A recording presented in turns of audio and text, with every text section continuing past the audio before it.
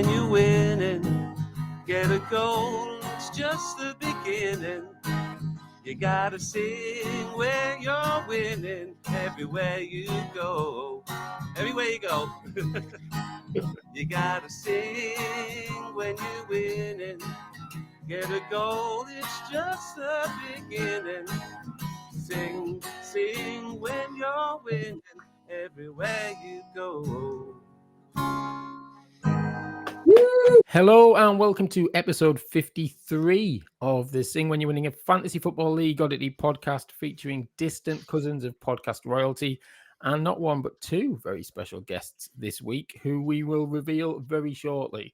But waiting in line for the podcast this week, it's myself, Jamie, we've got Steve, and we've got Lee back from his ABBA voyage, York voyage, wherever the hell he's been for the last couple of weeks. Did you enjoy ABBA there, Lee? Was it good? Yeah, it was fascinating, to be honest with you. Working in tech and then going to see something like that, and also liking live music, it was. Yeah. I was kind of, should I like it? Shouldn't I like it? It was one of those, but it was a really, really good. Too perfect would be my only criticism. Like, there was no bum notes or anything like that. But All right. yeah, really, really good. Would recommend. Great. We have a Sing When You're Winning recommendation for ABBA Voyage. What we are going to do this Friday morning, though, in honor of one of our guests this week, introduce yourselves. And I want to know, what are you optimistic about this weekend? It could be about FPL or the planet in general. All will make sense very, very shortly. But yeah, who wants to go, Steve or Lee? What am I optimistic about this weekend? There's always a link. There's always a link. Oh yeah, I know. Yeah, well, I can guess what the link is already. Good. I'm on the ball with all that. Good stuff. Good stuff. I'm optimistic that the Premier League's back and we don't have to go through another week of international nonsense. Yeah. Is it me, or is that one of the worst international weekends we've ever had? They're all bad, aren't they? They're awful nowadays. At least in the old days, there was a chance we were going to draw or lose to somebody rubbish. Yeah. Or having more competitive. Now we just beat them all 4-0, 5-0. Harry Kane scores 2. Yawn. Yeah. Doesn't really tell you anything, does it, to be fair? But yes, so we're optimistic about the Premier League being back, which is good. And the Championship, for people like me who are particularly excited about that. How about you, Lee? I'm optimistic about having a good Sunday with my friend and sparring partner, Col. And we got to see the Magic Mod at a show in Manchester, so that's something to look forward to. Good stuff. And I believe tickets are still available for that as well. Tickets may still be available, yes. Yes, to see Magic Mod. Good stuff. Yes, I'm Jamie. And what am I optimistic about this weekend? I'm optimistic that, this Friday evening, that Middlesbrough won't lose to Ipswich. That's how optimistic I'm going to be, essentially. The exciting big start to the season is over. And I think Coventry City are going to walk the Championship. But one of our guests might have an opinion on that as well. We'll come on to talk about that very shortly.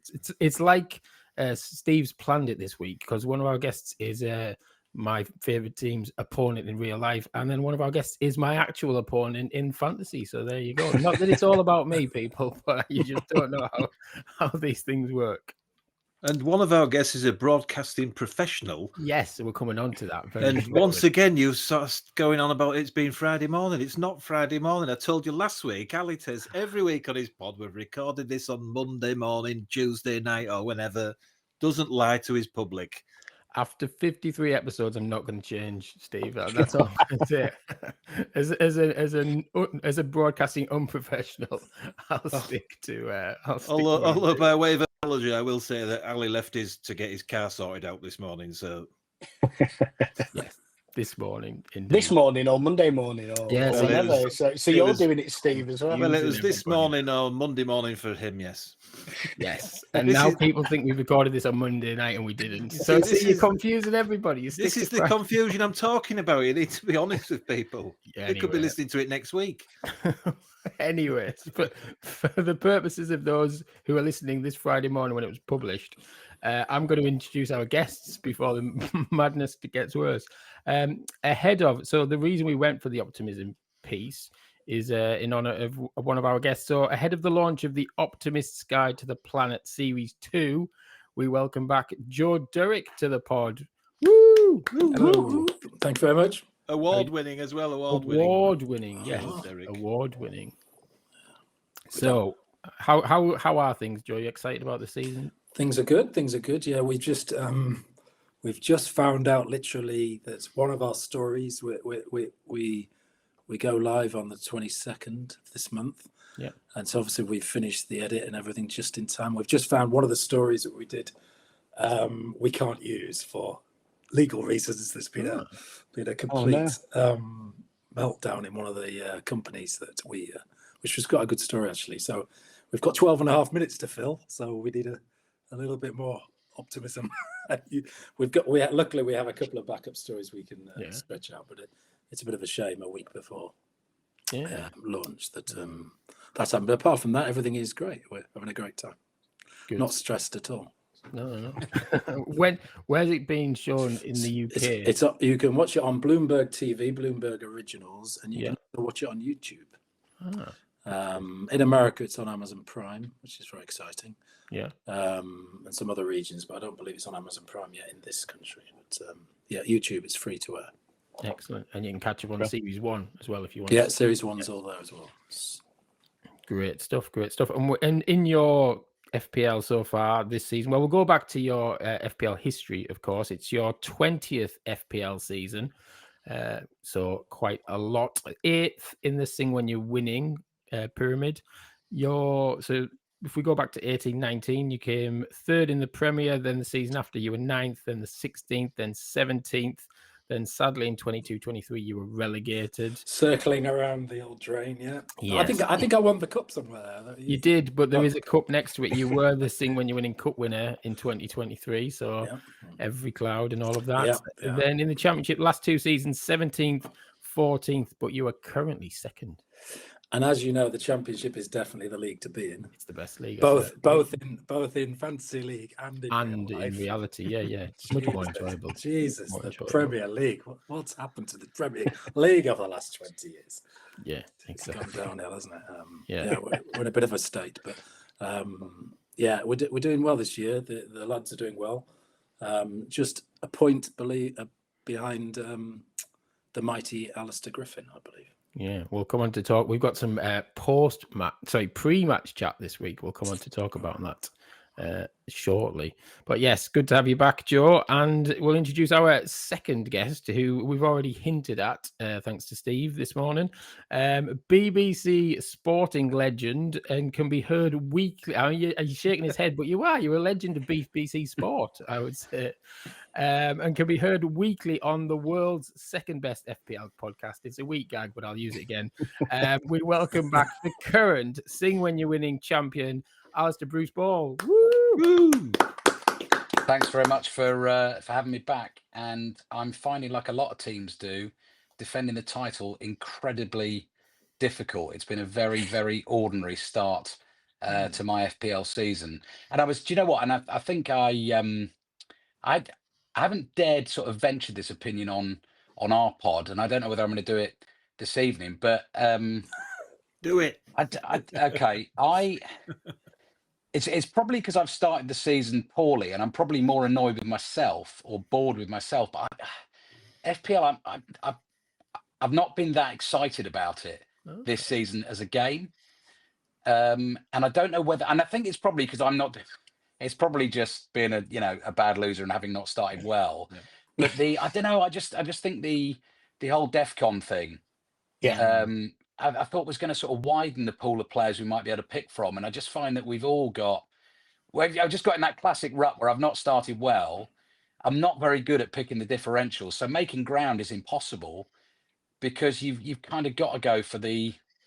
I don't know. I'm just not very good at sort of taking the risks really. So just swimming around in mid-table mediocrity.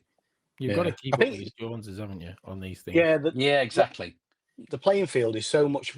All the teams, if you look up throughout, like all our teams, they're all so similar nowadays. Yeah. And it used to be that, some people would have this, and even putting Haaland at the prices that they are and Salah at the places there.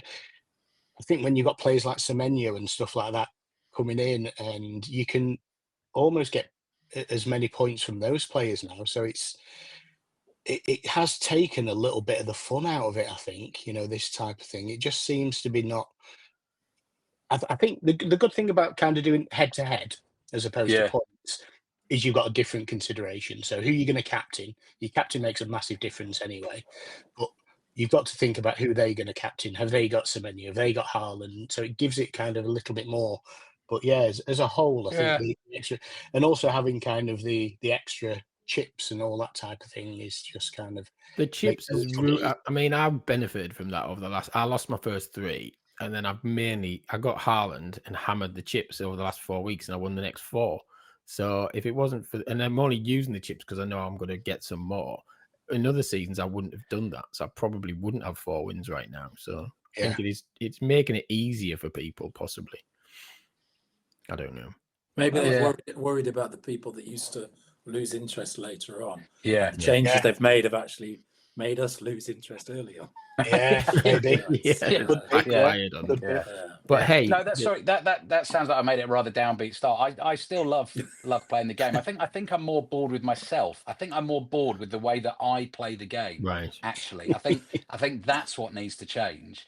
Is I need to be better at taking risks, but kind of getting it right. We were talking on our pod this week about trying to get ahead of the curve, and that classic thing of, people who were on Semenyo from week 1, you get that couple of weeks before everyone else jumps on, don't you? So those are the real benefit weeks, because then everyone hops on and he's now 60% owned. So when he got all those points against Bournemouth, you can't really, against Fulham, I beg your pardon, in the last game week, you can't really celebrate that because everyone else is getting those points. Yeah. But if you can get on them too, so that's what I was saying to Statman Dave, our expert this week. I want the names of the next Semenyo, the people we need to be on for that couple of weeks, and that's what I'm not good at. So that's it. Do you think you play with a sense of fear now rather than bravery? So you have to pick Haaland as your captain. But you don't enjoy picking Haaland as your captain, do you?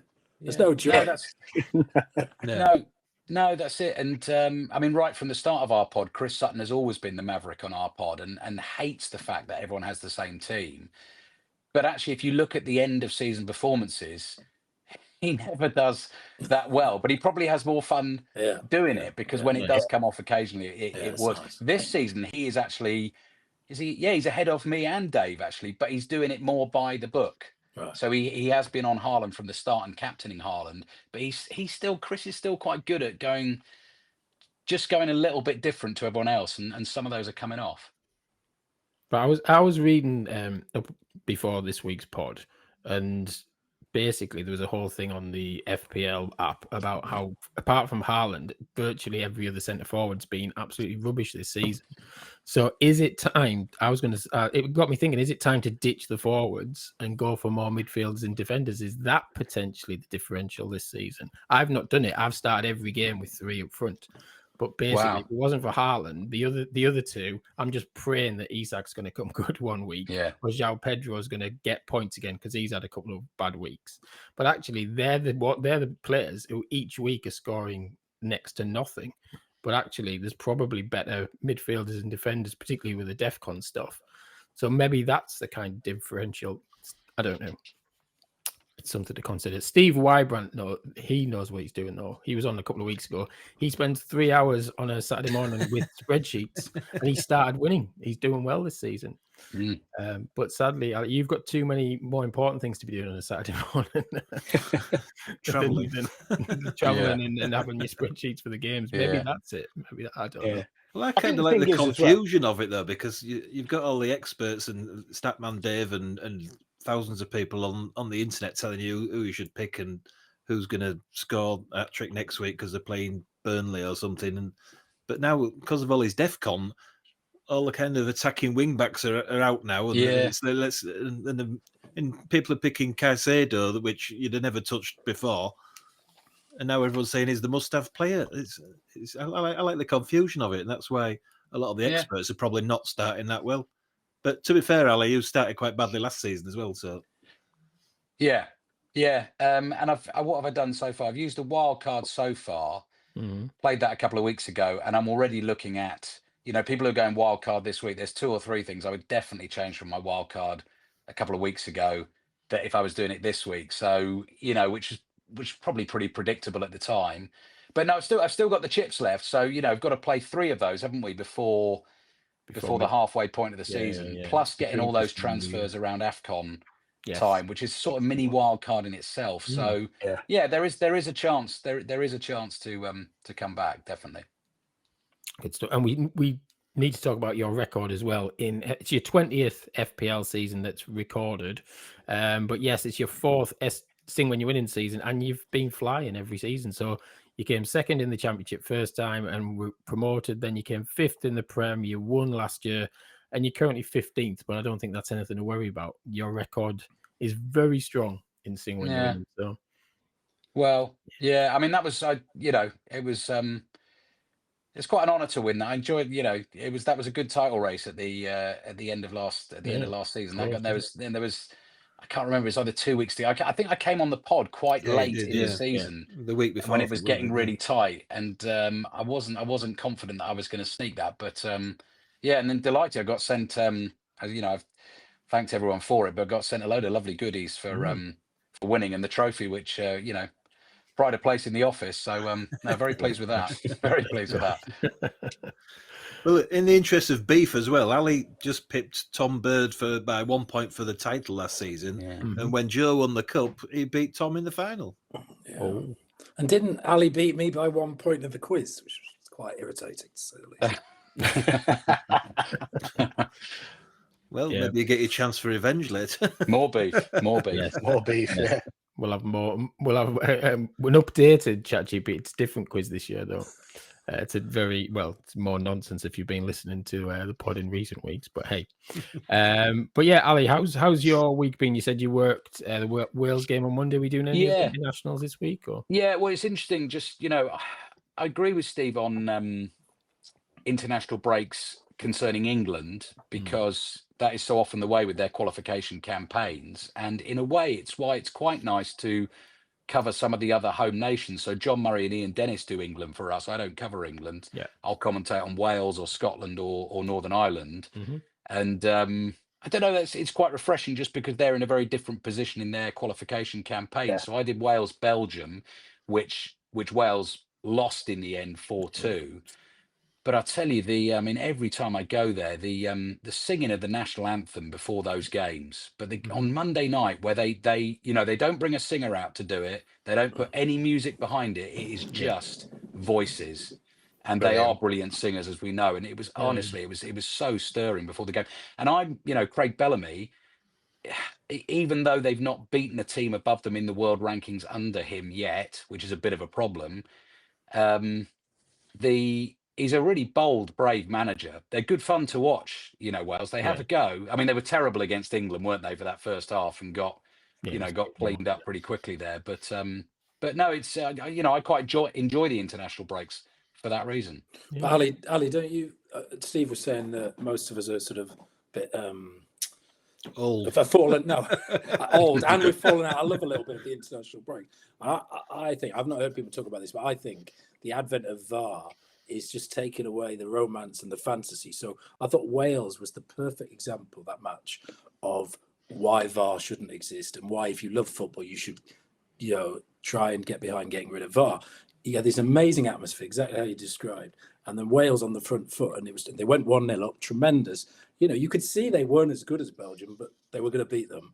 And then a ridiculous handball that the referee, who's 5 yards away, would never have given as a penalty, ever. And he gives it as a penalty because of VAR. The VAR tells him to give it, and the game changes. And and I think if you look back at internationals in the past, if you had VAR, I'm pretty sure the big teams would generally win, because they have the most chances. The ball's in the box the most time. They're going to get more handballs, and penalties are just ruining football for me. Penalties are ruining football.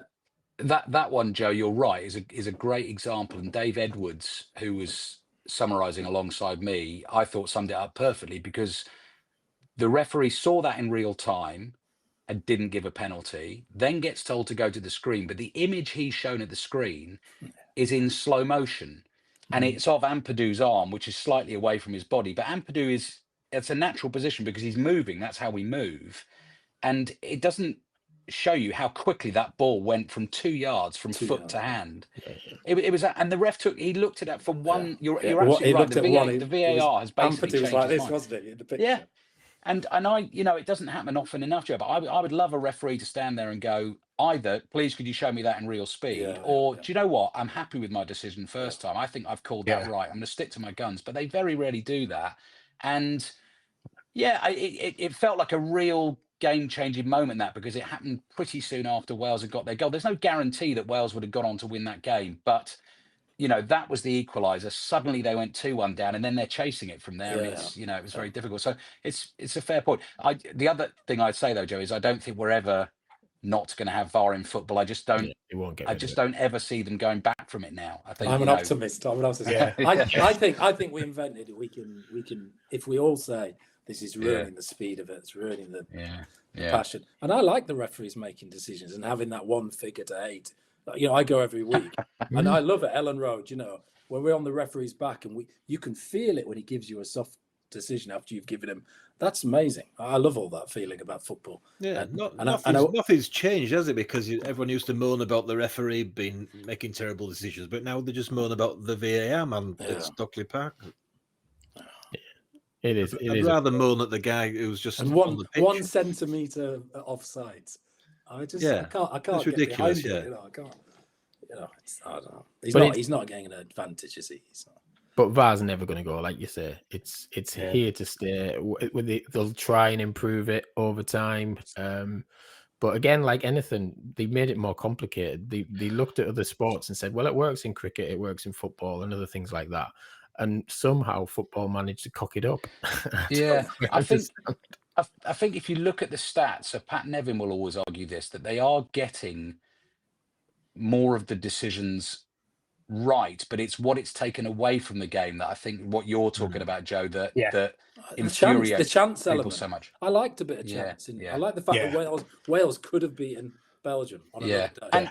And actually the fact that and occasionally we're in this situation where we might be abroad and we don't have a monitor, is that the people who've paid to come and watch the game, they know the least about the game when stuff like that is going on. So people watching at home on telly, they know exactly what's going on because it's on the graphics and they've got the replays or whatever. But actually the people who've bothered to come and watch the game is, nothing's being communicated to them about what's going on. That's a problem, definitely. Yeah. England got a penalty. Do you? Ollie, come on, you don't. No, the reason I like that, I don't like the rules in football. I think they're too complicated. Like, I'm a big rugby league fan, as you know, and it works fantastically in rugby league. Like Alistair was saying then, you know exactly what's going on because the screen's there. You can hear the referee saying, "Can you pull it back a bit? Go to this, go to that," and you can hear everything. So the atmosphere that you're getting at home is the same as the stadium. You're getting the same kind of situation. I think what you've said there, though, and I've never really thought of this, is you're losing out on that chance element and that being in the ground. I only watch football at home. I don't go to the grounds and watch it unless it's like lower leagues, and obviously VAR's not a consideration there. But I guess if I was going to watch Tottenham every week and VAR was a consideration, I would be mightily peeved. But I do like it. I think it is going to be here to stay. But I get your point more now than I probably would have 10 minutes ago. And that thing also where they say if the referee gives it, VAR won't overturn it. But if the referee doesn't give it, we had against Everton at the first game of the season, home game. We got a penalty in the last minute, and the referee gave it, and it was one of those discussions that if the referee hadn't given it, VAR wouldn't have given it. And I just think, great, the referee gave it. The crowd said handball. The referee went. He literally reacted with penalty, and everyone loved it. Everyone went home apart from David Moyes. Had a great time. Your argument, Joe, is based, isn't it? Your dislike of VAR is actually based on the fact that you, as a fan, can't influence the officials as much. Absolutely, absolutely.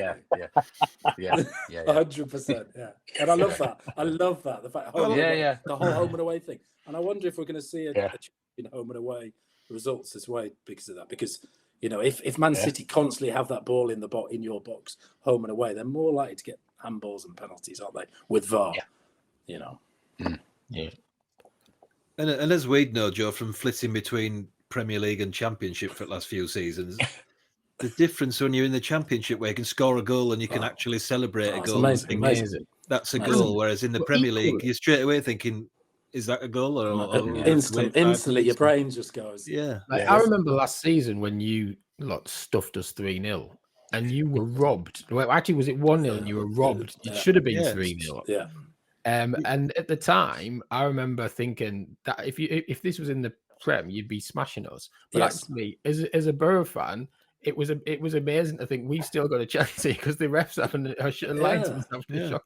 And it was great. But again, it makes the games far more interesting. It evened up. But, Poor old Bamford actually scored a goal and then they didn't give it. They didn't give it. It was shocking.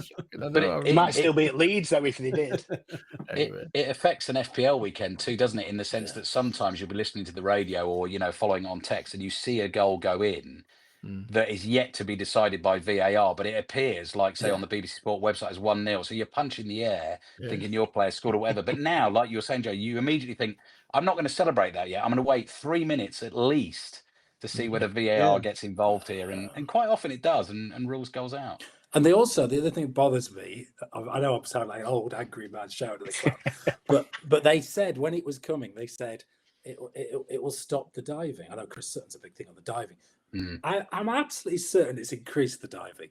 The young lad they have at Arsenal, he's a brilliant protege, like 15, 16 years old. They bring him on against Leeds. They're already winning 4-0, I think. And he runs on. A guy stands on his foot and he throws himself on the floor, knowing that on VAR that will give them the penalty. If I stand on his foot on the tube, he isn't landing on the floor, is he?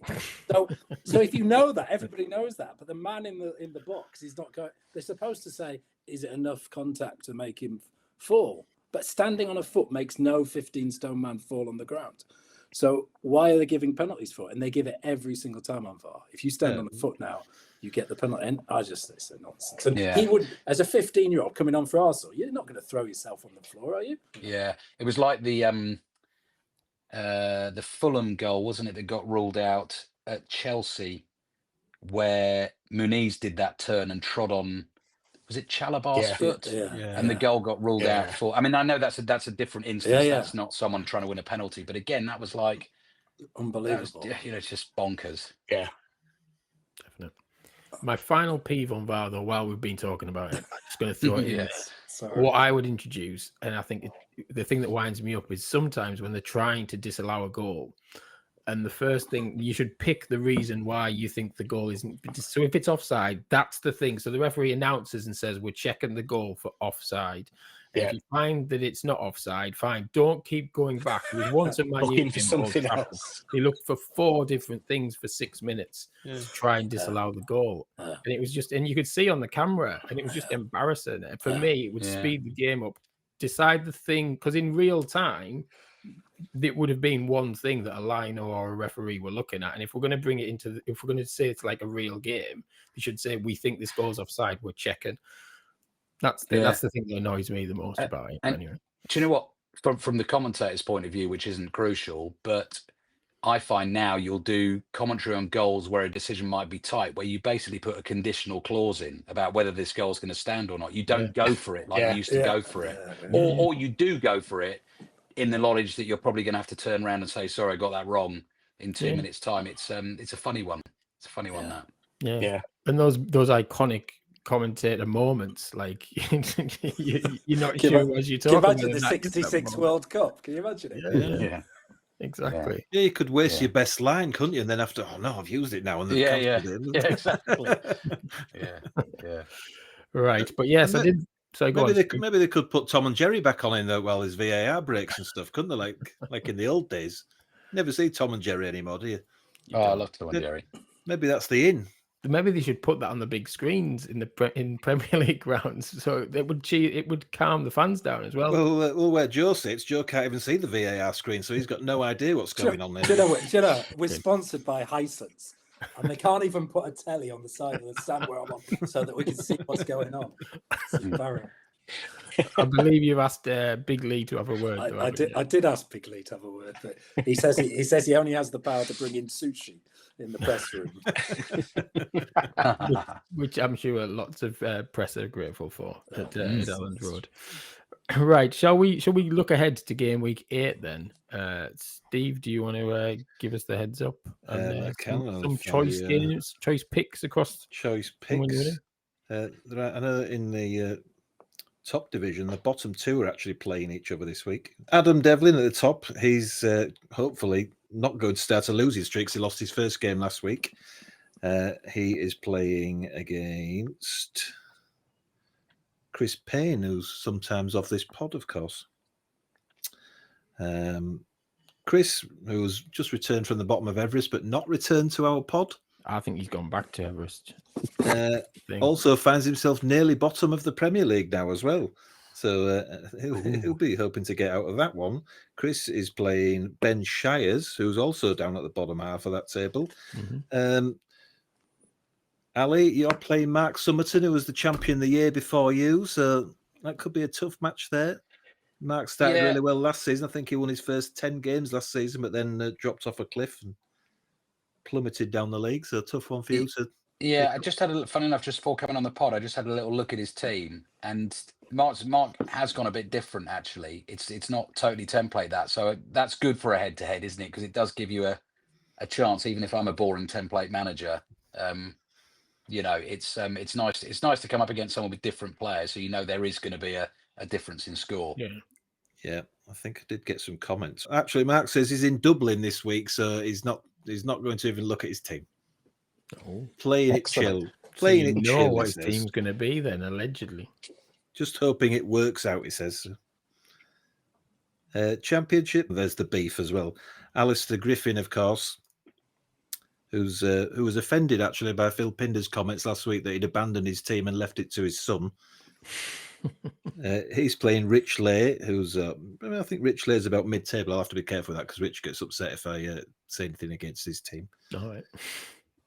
And at the bottom, Andrew Clancy is playing Rich Pipes. They're both struggling this season, and there is a clash down there for the sponsors derby for Phil Pinder and Carl Sewell, as Phil mentioned last week. Whoever wins that, do they send, or whoever loses, do they have to send merch? What, some of their goods? Maybe that's what they should do when they play each other. Elsewhere in that one's a big clash for you too, Joe and Jamie playing each other. Joe, and we've made an agreement as well that we're not going to play. You thought that the Trump thing was the big news, man. This peace deal that you're actually going to believe that you're not going to play chips against each other. I mean, I've only got one left anyway, and I'm saving it. But I'm a man of my word. I am too. So there you go. Well, we'll see on Saturday. If he's lying, next week there'll be beef on this podcast. Last year, two relegated teams, John Gregory and Michelle Gale, both play each other this week. They're both just outside the playoffs, I think, at the moment. And the bottom two, Colin and Jamie Hurst, both play each other this week. So that's the bottom two in the Premier League and the Championship playing each other. Come on, Jamie. And you two you still not got over that defeat from two in the other week. It's the only team he's beat. Yeah. Cole, the only team is. Yeah, he cheated again. And he wasn't happy with your voice note as well. He's not replied. He's had a right to reply, and he's not. But he was not happy with your voice note. I think it's fair. No, he's replied to me. Oh, okay. Fair enough. League One, Vicky Sparks, who was surprisingly doing really badly. She's only got 3 points so far. She's playing Andy Cousins. He's down there as well. And Stu Kelly and Jonas. Although Jonas has won 3 games in a row now, I think. So he's on fire after his bad start. His twin sleeping now. Is that what it is? I think that must be it, yeah. Well, he did say he was going to change his team, but it's working, whatever he's doing. Good stuff. At the bottom there, though, Nigel Clark still 007, so he'll be hoping not to be 008 this week. He's looking for his first points against Paul Spence. There's top-end clashes for Ben Hope, who's playing Tim Bresnan, and Mike Bushell, who's second, is playing Dave Atkins. If Mike wins, there's a chance he might go top. God, Mike. Winner. I know, unbelievable. Still can't get him on the pod, though. Yeah. Conference League. Maddox is playing George Pearson at the top there. I'm off to see Maddox on Friday night. Tonight, yeah, he's playing tonight, isn't he? Tonight, yeah. I'll have missed my train if that's the case. You're screwed. At the other end, Becky is down at the bottom. She's playing Finn, who's top, but Finn lost his first game last time out, having said that he was going to win every game of the season. So that worked out. Famous last words there. Crunch promotion clash for Mikey, who's playing Marty Longstaff, and down at the bottom, Chesney, looking to get off the bottom of the table, is playing Manager of the Month, Jack Bandera. So whether Chesney actually does win that game, we'll wait and see. But we know Chesney's number one, though, isn't he, in Waitroses' eyes as well? So it's little things like that that'll boost his season from now on. Yeah, well, he must have be slightly boosted because he's booked on to come on the pod in a couple of weeks' time, I think. So Look forward to that. Be selling his wares as coming in some Waitrose food, maybe. But Waitrose Christmas song will be out by then. We're convinced he's going to be doing it, aren't we? Top of the dance charts by then, won't he? Yes, with Sigala. Anyway, we're not going to do that again. That was last week's embarrassing chat.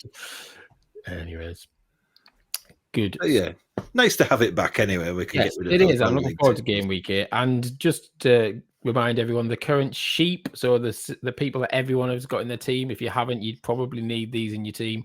Pope in goal, in defence, Timber or Gabriel. Semenyo, obviously, midfield, and Haaland and Voltemada. A good old Rudy Voller is the one to have as well in your team. But get out of my club. It's Alisson, get rid of him. Livramento, basically, it's a lot of people who are injured or rubbish, like Salah. I say he's not rubbish, but he's not having a big season. And João Pedro is the other one that people are getting rid of in their droves as well.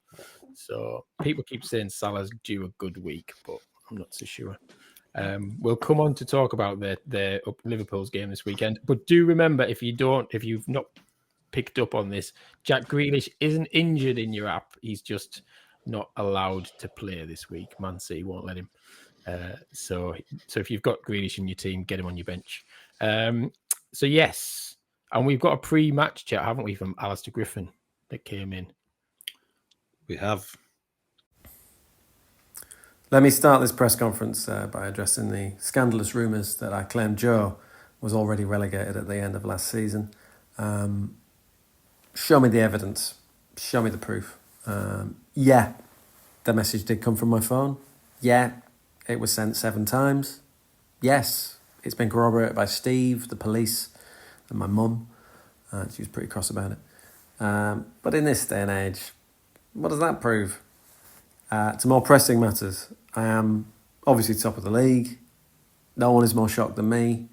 Rest assured, I will inevitably sabotage it all within a fortnight by accidentally selecting 3 Burnley defenders and probably triple captaining one of them. Until that glorious collapse arrives, catch me if you can. Lovely. Thanks, Alice. That was great. What are your thoughts, Joe, on what Alice said? It's interesting. It's interesting. He's creating a lot of beef. I understand that with myself, and I, man of love and optimism, as you know. I don't want to enter any war of words with Alistair. I was actually a big fan. However, I was a big fan of his, and one of his first albums is a particular favourite. So what I thought I would do is now you are creating beef. No. What I thought I would do is just use his own words. From the title track, and when I looked at the lyrics, I thought they sort of rang true, and they were: "Tell your friends to come along, raise your hand to the sound, lose your mind, and jump around. Turn it up, turn it on, tell the world they got it wrong, 'cause my friend, it won't be long. Bring it on, bring it on." There you go, Alistair. If you listen, classy. And if you are listening as well, Alistair, I'm on your vote for me competition for York Mix. You're posting stuff like 3 times a day. Trust me, I've voted. I've voted as well. Yeah. But is he added you to the chat? I think I was on some Facebook group. I don't I know. I am just as well, saw it on Jamie. Instagram or He something. literally sends messages 3 times a day. They're quite amusing. He's like, "So everyone, have you voted for me?" and all of that stuff. But yeah, good luck. I also took the time to vote for my local hairdressers while I was there. Who were there? Well, it wasn't in the same category. No, that would be weird. Best entertainment. Your hairdresser. I don't think that would go down too well. Anyway, should we play Who the Hell Knows? It's a theme in this week's pod, to be fair. But fixture predictions is Who the Hell Knows. Last week we did the final qualifying round for the FA Cup, and it was Darlington Telford. We were all massively wrong. Well, I went for a Telford win because I know Darlington always blow it at the final hurdle, and they lost 6-0, which was shocking. So Darlington fans are calling for Steve Watson's head now, because it was one of my mates said it was the worst performance he's ever seen Darlington play, and that's going so. So 6-0 as you're trying to get into the FA Cup first round proper. Rochdale York, Anton was spot on with a 2-1 win for York away, so it's good to have. It's Barnsley York, isn't it, in the first round proper? So that'll be a cracking game. And Scunthorpe Kings Lynn, Phil was very happy because Scunthorpe won 4-2. So again, they are in, but I went for 3-2 and Steve, you went for 4-0. So we were both close enough on that one. Anyway, let's look at this week's games, and I'm starting with Burnley Leeds, that classic match on Saturday at 3 p.m. We'll start with you, Joe, as a Leeds fan. Dominic Calvert-Lewin is about to score eventually for us. Yeah, I'd say he's had 9 incredible chances. He's missed them all, sometimes not his own fault. So, he's got one. Yeah. But he really needs to score, like for my fantasy league team as well. So a 1-0 Leeds win. okay. DCL. I like the way you've gone for the goal scorer as well. We shall see if you are right. Ali, are you doing this game on Saturday afternoon? Or?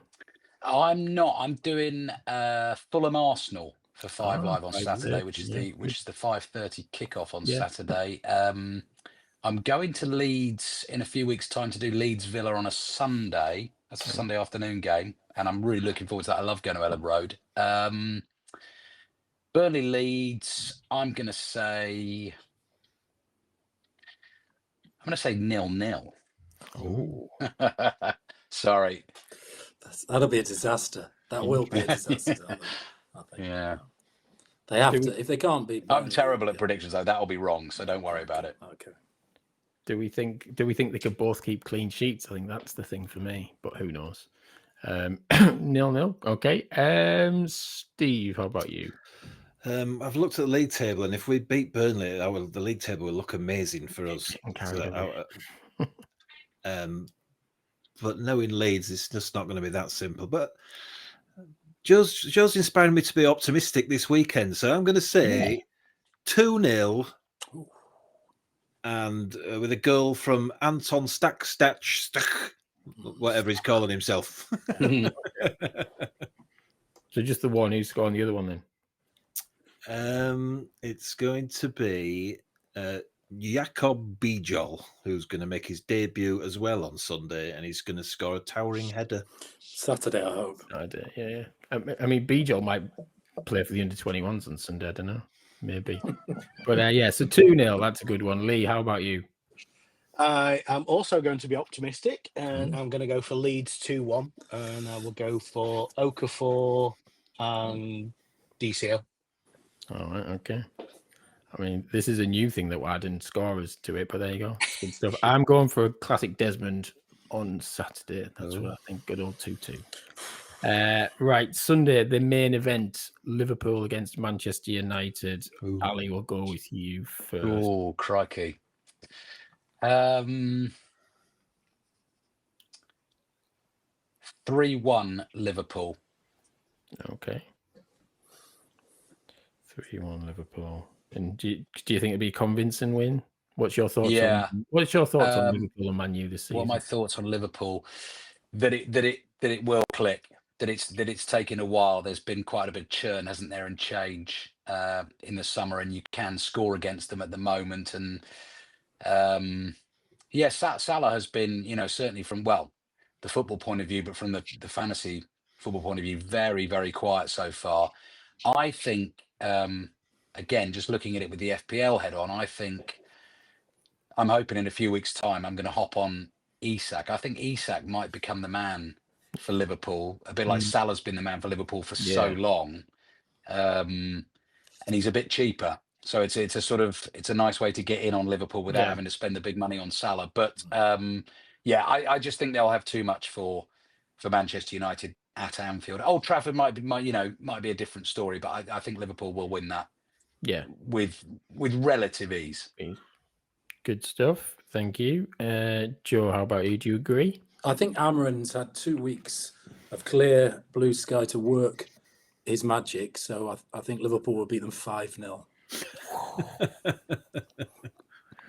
I mean, I totally agree about Isak. By the way, he may well be my captain, Jamie. Now you're playing mind games because I've got Isak in my team as well, and I know I'll be thinking at the last minute, going, do I? And I'll think, well, if I do it, then I'll just match it, and then I'll find out that you've done me with Haaland. That's what it is. Anyways, right, 5-0 Liverpool. Lee, what do you reckon? I am going to go. I'm going to go United 2-1. You just love Man U too much. I've got a soft spot for him. You do. We know that. Stretford lad. So we know that. Yeah, but I'm also with Cole while we're watching the match as well. So if I say anything bad about it, he's just going to be digging his elbow into my ribs all the time. So United 2, Sesko, I think, is going to outscore Isak this season. Well, Sesko started to score, hasn't he? After I got rid of him from my team, he's found his scoring boots. He's a cracker. I just don't think Amarin's the right manager for United, but I think Sesko's a cracking player. Good stuff. So you're going for a Man U win. Do you agree with that, Steve? No. I'm gonna say. You surprised me. Well, I heard a stat that Amarin's not won 2 games in a row yet, has he? So no, surely he's not going to do that against Liverpool. I'm going to go for 3-0 to Liverpool, and then if the goal scorers are Salah, Wirtz, and Isak, then that'll really shake FPL up because everyone will be buying them next week. So. Yeah, they will. Wirtz has got to come good at some time, hasn't he? He's a cracking player. I just think he's struggled to get into the pace of the Premiership. Cool. I'm going to go for a completely random score. I really hope that this is the final score on lots of levels, but I'm going to go for 3-3. It probably won't be, but it's 2 teams who can't really defend. And if Man U have got the scoring boots back, potentially it could be 3-3 madness on Sunday. It probably won't be. Last game, I always pick the Monday night game. And why does Sky pick really boring Monday night games? West Ham, Brentford. Apologies to any West Ham and Brentford fans who I know we have. Quite a few off. Quite a few, but it just comes across as a really, really dull game. So, Lee, we'll start with you. What do you think? West Ham, Brentford? I'm going to go 2-0 West Ham. Okay. Bowen's going to get both. Wow. Okay. Joe, how about you? Who is the manager of West Ham now? Nuno. It's Nuno. Is this Nuno's first home game? Yeah, so it's Nuno's first home game, I think, and I think he'd probably find he's got an empty stadium because my West Ham friends are not going. There's a big, not a walkout. They're not actually going. They didn't want to walk out. They wanted to just not even bother going. Stay in. So it'll be interesting to see how Sky handle the empty stands because I feel like West Ham are quite good when they organise themselves. So Nuno's first game at home, I think they'll lose 1-0. Lose 1-0. Okay. Ali, do you agree? No, I'm going to go the other way round. I think they'll beat Brentford 1-0.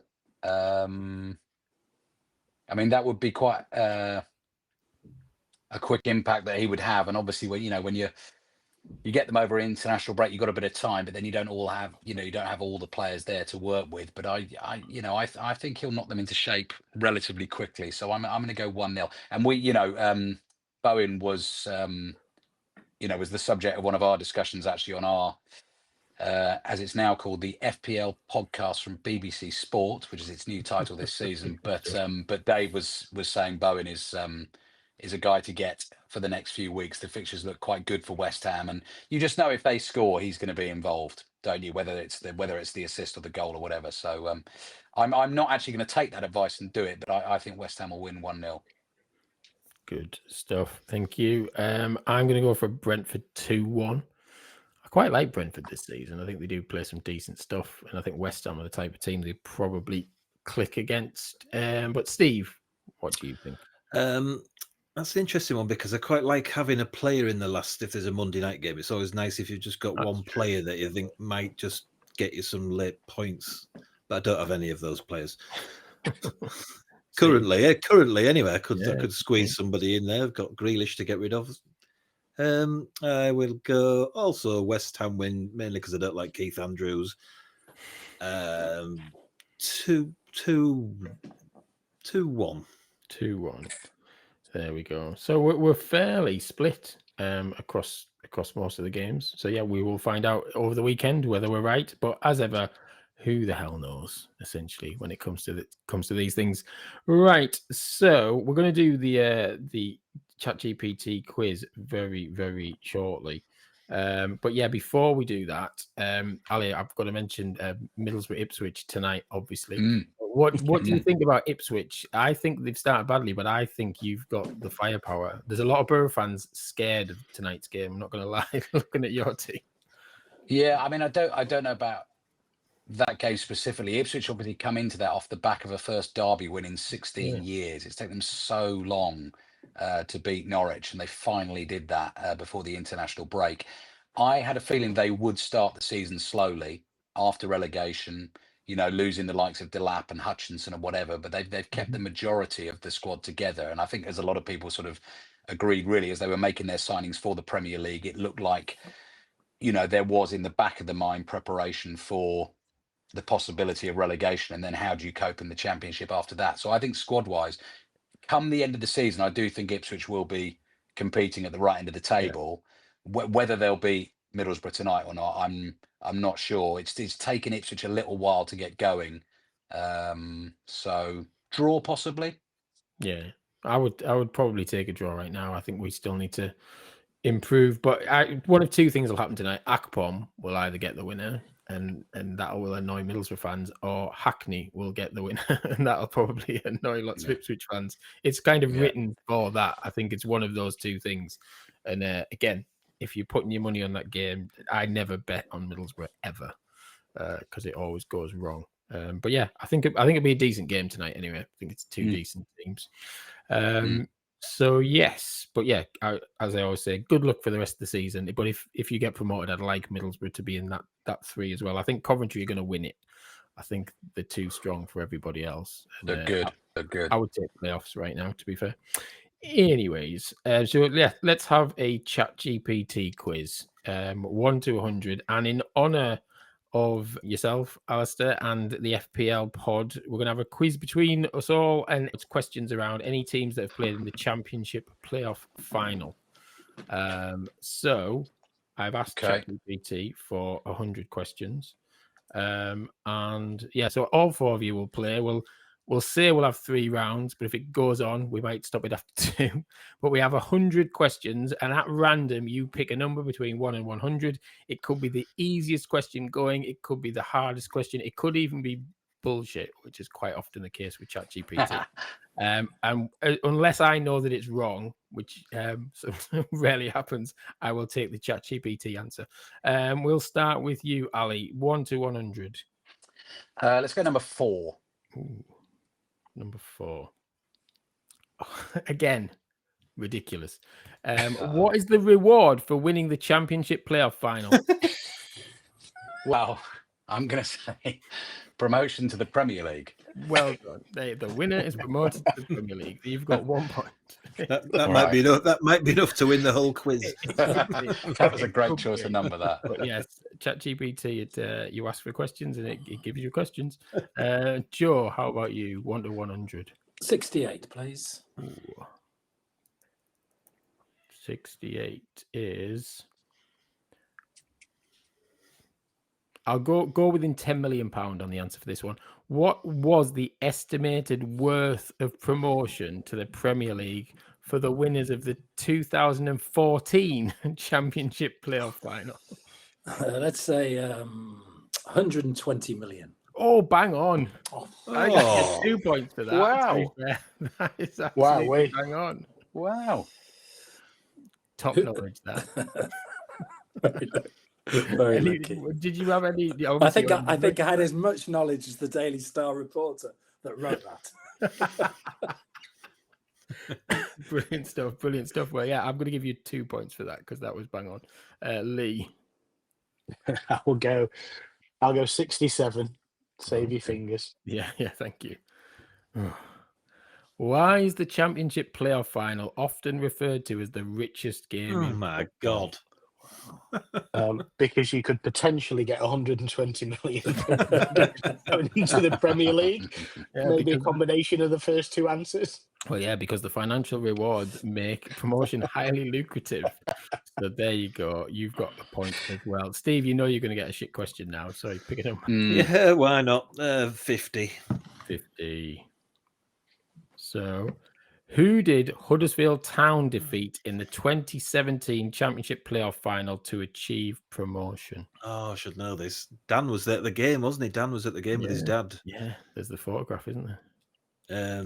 The geezer beginning with H scored the goal for Huddersfield. They won on penalties. I'll give you that as a clue. Yeah, Did they not score a goal in the whole of the playoffs in the semis? Wasn't it that? But they didn't score all and ended up winning on penalties. Who were they playing? I should know this. We have talked about this game a few times, I think, on the pod. We have, yeah. Yeah, we've had a guest who's a fan, I think, haven't we? The team that they beat. Yeah. Have we? Come on, Jamie, keep going. You normally say we've mentioned this team already. We haven't mentioned them already on this week's pod. I'll give that's a clue. Are they currently in the Championship still? Derby. Let's go they're not Derby. in the Championship at the moment. I think they got relegated. Derby. No, you didn't listen to what I just said. All right, okay. The answer. No, I'd already does said it anyone want before, to guess? You said Derby. Does anyone want to steal? Reading. It was Reading. Yeah. Reading. Right. So yeah, Lee's on 2, Joe's on 2, Ali's on 1, Steve 0. But we're into round 2. Ali, over to you. 44. 44 is which club has been involved in the most Championship playoff finals without winning? Oh. Without winning. Have they never won it then? Never won through the playoffs. Championship playoffs, no. That's a really good question. I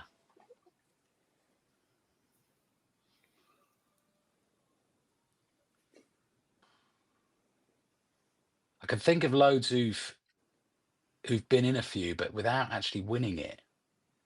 They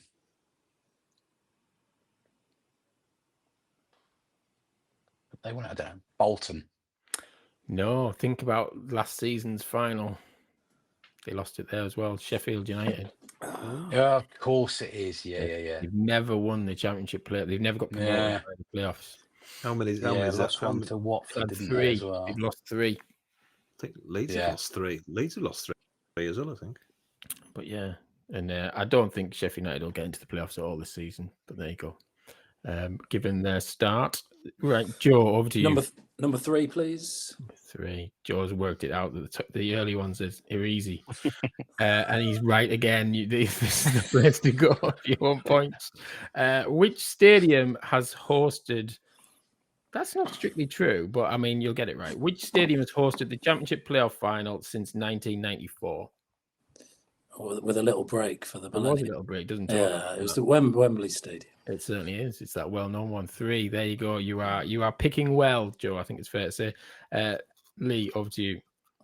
Number 7. Who won the first ever Championship playoff final in 1987? Oh yes. Steal. So Leeds were in this, weren't they? So I'm going to guess Leeds then. No. Oh, who were they playing? Yeah, Charlton. Was Charlton. There we go. You've got a point. And Steve, it's over to you. That was back in the days when the playoffs were between a team from the Championship or Division 2 as it was then, and the one just outside relegation, or was it third from bottom?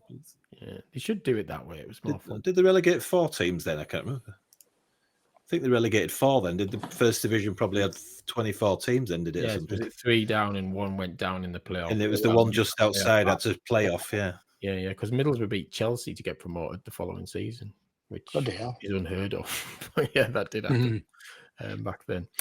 Steve, over to you then. Next question. Number 1 then, if they're the easy ones. Oh, come on. When did the first Football League Championship playoff final take place? In 1987, yes, it was Charlton versus Leeds. Well, great knowledge. I mean, this is how it works. It's 1 to 100. I don't know. It's going to repeat. Right, both semi-finals were a draw, and then they had to have a playoff at St Andrews in Birmingham. Amazing knowledge. Which Charlton then won on penalties, I believe. You're not getting 2, but yeah, well. So you've got 2 points. Joe's got 3. Is that right? And Lee and Ali, have you both got 1 or 2? I've lost count. And Lee on 2. Nobody's counting. No one's counting. Joe's only got 3 because you give him an extra point for getting his answer right. That is true. Right, move on. Final round, Ali, 1 to 100. 21. Oh, 21. And the question is, which team has won the most Championship playoff finals? We've had who's never won, but who's won the most Championship playoff finals? They've won 4 times.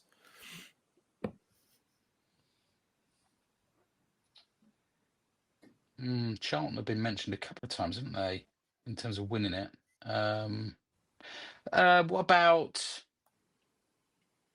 No, have they done it 3+? I'll say Leicester. No, I didn't realise that this team had won it that many. But anyone won Steel? Sunderland? Nope. Norwich? Bolton? No, West Ham United apparently. Oh. Didn't realise they'd won it that many. But how many is that? 3 times? 4 according to this. 4 times. It feels a lot, but Didn't know they've been relegated that many times. They were yo-yoing quite a bit at one point, I remember. So possible. Anyway, according to this, it's West Ham. Joe, over to you. 22, please. Which team has this? Anyway, ignore that. Other than Sheffield United, which team has lost the most Championship playoff finals? Lost the most, yeah. Other than Sheffield United, because Sheffield United matched the same. West Brom. Nope. Steve knows. Leeds. Yeah, it's what you're wearing, Leeds. I thought you'd have got. I thought it was Championship finals. It says Championship playoff finals. So not League One playoff finals. No, Championship playoff finals. Okay. According to this, but yeah, Leeds. Yeah, Leeds lost to Charlton, Watford, and Southampton. Yeah. So Steve's now on 3. Steve could win this, by the way, when we get to it. Yes. Oh God. Lee, come on. What number did Joe pick? 22. I'll have 22 then. 23. 23 I'll have. 23, right. Which team holds the record for the most... No, that's bullshit question. Sorry, it's garbage, so I'm not even going to go there. According to this, which team holds the record for the most goals scored in a single Championship playoff final? Which is, according to this, it's Blackpool, who scored 3. But remember the 4 draw between Sunderland and Charlton, so that's absolute nonsense question. So pick again. Sorry, that's nonsense. Oh, I'll go for 20. 20. In 2005, which team won the playoff final against the odds, securing promotion to the Premier League? I think this was West Ham. I think 2005 was West Ham, wasn't it? Does anyone want to steal? Against the odds. Was it Watford? No, I think this must be nonsense because somebody on this pod would 100% know the answer to this if it was true. Well, it's not Ipswich. According to this, it's Ipswich. It's obviously rubbish. No, you'd have pounced on that. So it's obviously rubbish. I'm sure it was West Ham and Preston, that one. 2005. I'm sure it was Leeds and Watford that year, wasn't it? Oh, God knows. Anyway, this is why the AI is not going to take over the world. Because Leeds went down in 2004, and then we were in the playoff final the year after. And Watford won 3-0, didn't they? Yeah. Yes. Joe, I remember that. I remember the final. Yeah, Leeds were rubbish as we normally are at Wembley. Yeah, that would have been 2005 because I flew off to Mexico the next morning. I remember it well. So yes, it was 2005. That's nonsense. Is that another bonus point? No, it isn't. It's just nonsense. Lee, I'll give you one more. Do you care? I'll move on to Steve. Let him win. I don't care. Right, Steve, go on. You don't get this on the BBC FPL pod. Anyway, No, Steve, you go don't. 10. 10 to win. The question is, it's another one and how much it costs. Yeah. And the question is, to the nearest 10 million, how much is the prize for winning the Championship playoff final worth, but in terms of TV revenue and Premier League share, estimated over a 3-year period? Good God. It's like a really bad GCSE. Crikey. Is And then divide it by pi. Yeah. Is that before tax? If you get the nearest 10, it's not 120 million, I'll tell you that much. No, 300 million. No, I think this figure's wrong as well. Anyone want to have a guess? Does anyone care? We'll throw it No out idea. now. I'll tell you what it is. It's 400 estimated million. at 170 million pounds or more over a 3-year period. I think it's much more than that, to be fair. Yes, I'm sure it's about 100 million a year. Yeah.